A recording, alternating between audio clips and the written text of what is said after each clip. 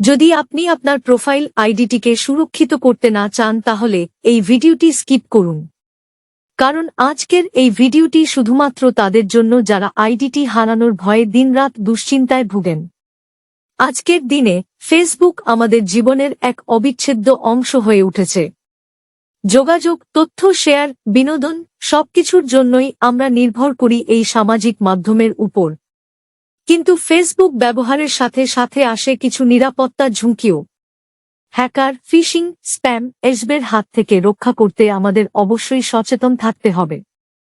Two factor authentication একটি অতিরিক্ত সুরক্ষা স্তর যা আপনার আইডিকে আরও নিরাপদ করে তোলে। লগ ইন করার সময় আপনার পাসওয়ার্ড ছাড়াও আপনার ফোনে একটি কোড প্রদান করতে হবে।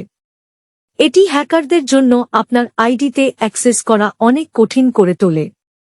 তো এর জন্য চলে যান আপনার প্রোফাইলে। এরপর সেটিংস। এখানে সার্চ করুন টু ফ্যাক্টর অথেন্টিকেশন। এই যে নিচে শো করছে, ক্লিক করুন। এবার এতে ক্লিক করুন। পাসওয়ার্ড দিয়ে কন্টিনিউ করুন। এই যে এখানে দেখতে পাচ্ছেন অথেন্টিকেশন অ্যাপ, ট্যাপ করুন। এখানে একটি কোড শো করছে, এখানে আপনি কপি কি অথবা কিউআর কোড স্ক্যান করে অথেন্টিকেশন চালু করতে পারেন। তো আমি যেহেতু আমার মোবাইলে কাজটি করছি তাই আমি কি কপি করব। তারপর প্লে স্টোর থেকে গিয়ে গো অথেন্টিকেটর অ্যাপটি ডাউনলোড করবেন। ডাউনলোড করার পর দেখতে পাবেন প্লাস আইকন, তাদের টাইপ করুন। প্লাস আইকনে ট্যাপ করার পর দুইটি অপশন শো করবে। আমি 2 নম্বর অপশনটি ক্লিক করব।